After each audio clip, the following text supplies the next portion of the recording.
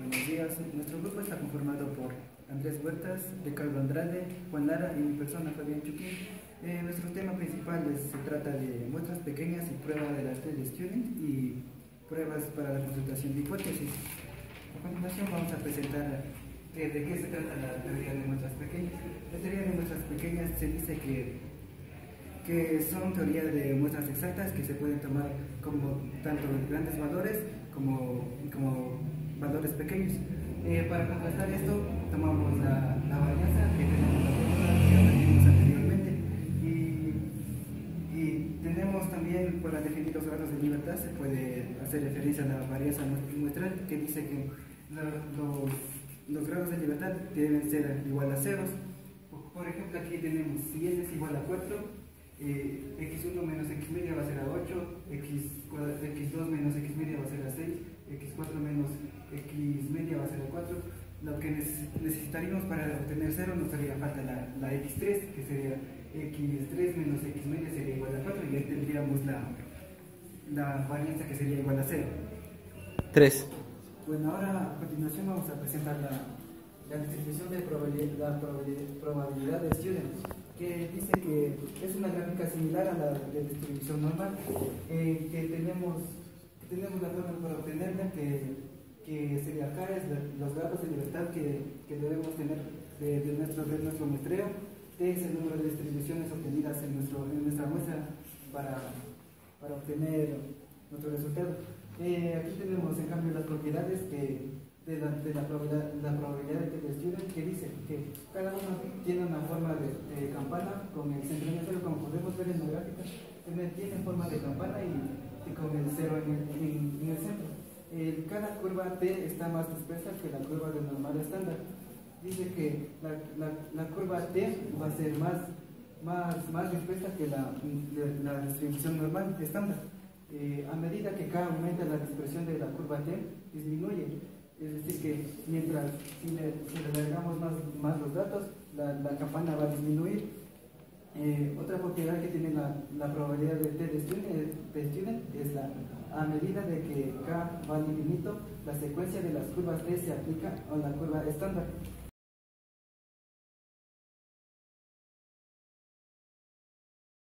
Estimación puntual, definición estadístico. Es un valor que se obtiene de la muestra que se representa o estima a su parámetro poblacional. Es decir, es un instrumento mediante el cual nosotros podemos estimar parámetros utilizando lo que llamamos inferencia o estadística inferencial. Se debe tomar esos parámetros para hacer la investigación. 1. Insesgado. Insesgado es el valor del parámetro que coincide con el valor de estimación. Eso se da en la práctica. Consistente. Consistente es que el valor de la muestra se acerque al valor del parámetro al aumentar el tamaño muestral. Suficiente. Suficiente. Que el estimador use toda la información de la muestra de interés. Y la eficiencia. Eficiencia, que el estimador tenga menor variabilidad que otro posible.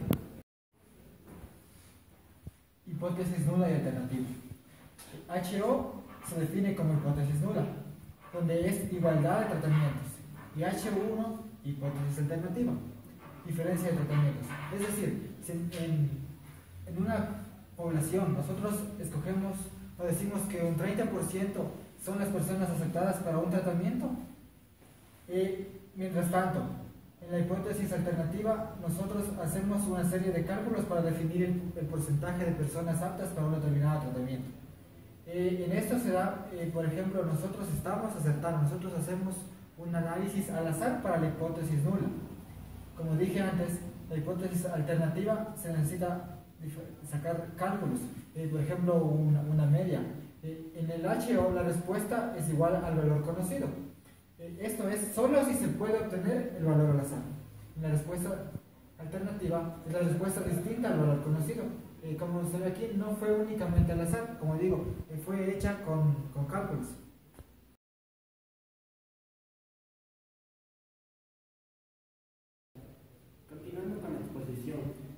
hipótesis nula y hipótesis alternativa, tenemos dos variables, las cuales son error alfa y error beta.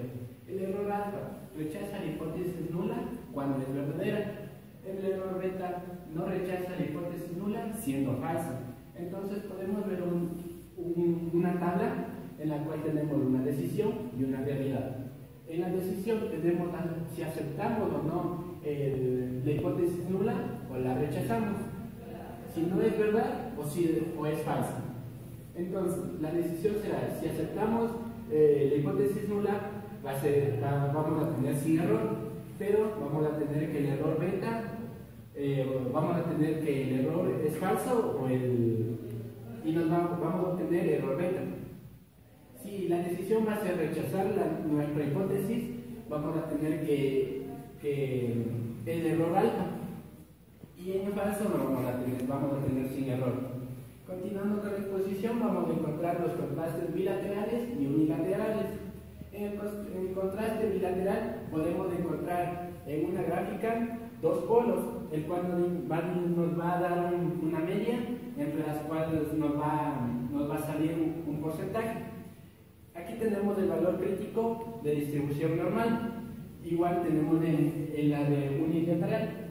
Para poder comprender un poco más sobre este tema, tenemos que realizar un ejercicio.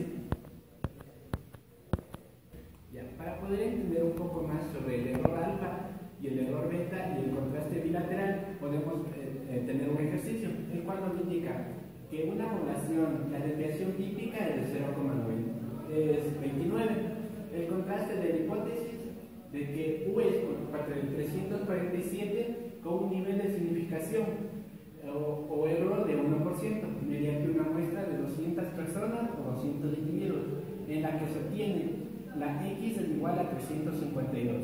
Primeramente tenemos que sacar los datos que nos da el ejercicio. El segundo paso será la hipótesis. Vamos a ver si nuestra hipótesis es nula o la hipótesis es alternativa. Aquí podemos observar que si es nula, va a ser igual a 347. Y si no es alternativa, vamos a anularle a esta hipótesis. El segundo paso es la zona de aceptación. Calculamos la zona de aceptación con el porcentaje de error. 1 menos alfa será igual a 0,99. El dato que tenemos aquí va a salir de una tabla ya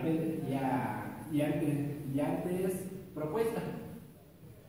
El tercer paso es el intervalo de la zona de aceptación. Como nuestro ejercicio tiene la zona de aceptación del contraste bilateral, vamos a tener la siguiente fórmula. La siguiente fórmula nos va a dar un valor que va a ser una media entre dos valores. Ejecutamos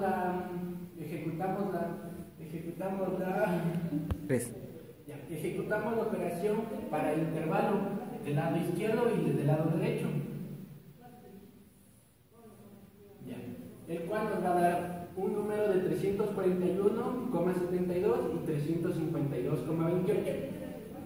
352,28. Tenemos que identificar o comprobar si 352 pertenece o no pertenece al intervalo.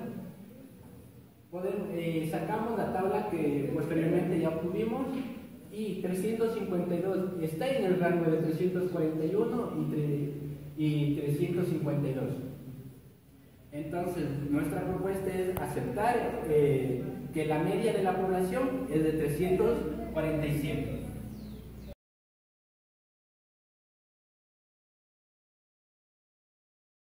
Etapas de pruebas de hipótesis. Los procedimientos seguidos en las pruebas de hipótesis se encuentran prefijados y se dan por etapas. La primera etapa consiste en enunciar la hipótesis nula y alternativa y determinar el valor alfa, el cual viene a ser el nivel de significancia, para poder identificar el valor crítico de distribución normal. La segunda etapa consiste en determinar la distribución del parámetro muestral. Por último tenemos lo que es calcular el estadístico y aplicar un criterio. A continuación se dará a conocer un ejemplo de utilización para obtener intervalos de confianza para proporciones. Para ello realizaremos un siguiente ejemplo que consiste en: si deseamos estimar la prevalencia del tabaquismo en los pacientes hospitalarios, para ello se realizan las historias clínicas de 50 pacientes, observando que 45 eran fumadores. ¿Cuál es la prevalencia del tabaquismo? Por eso nosotros tenemos los principales datos, que tenemos la variable P, la cual es la proporción obtenida de nuestra muestra, la cual dividimos para 150, que es nuestra población total, que tenemos un 0.3, que sería el 30%. La variable Q es igual a 1 menos P, que nos daría el 0,770%. Para obtener la estimación por intervalo de proporción, nosotros usamos la siguiente fórmula, en la cual tenemos que es P más menos, este es nuestro valor crítico que tenemos de nuestra muestra, por la raíz cuadrada de P por Q sobre N, que es nuestra muestra.